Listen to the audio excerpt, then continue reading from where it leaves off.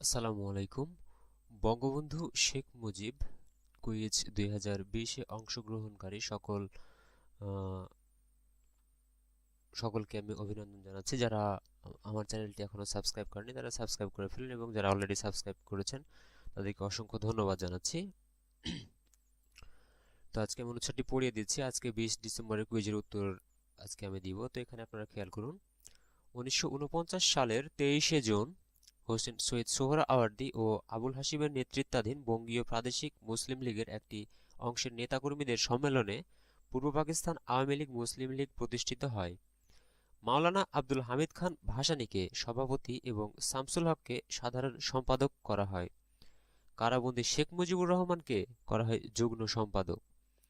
পূর্ব পাকিস্তান আওয়ামী মুসলিম লীগ কোথায় প্রতিষ্ঠিত হয়? সুতরাং আজকের প্রশ্নটি হচ্ছে, পূর্ব পাকিস্তান আওয়ামী মুসলিম লীগ কোথায় প্রতিষ্ঠিত হয়?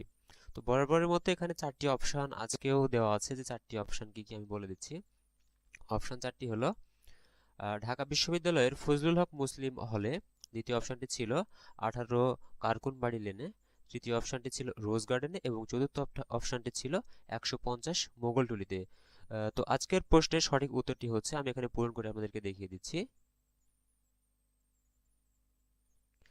আজকের কুইজের সঠিক উত্তরটি হলো রোজ গার্ডেন। ঠিক আছে, আজকের কুইজের সঠিক উত্তরটি হলো রোজ গার্ডেন। আমি এখানে পূরণ করে দিচ্ছি, আপনারা সবাই খেয়াল করে দেখুন। এই যে রোজ গার্ডেন দিয়েছি এবং এটা আমি সাবমিট করে দিলাম।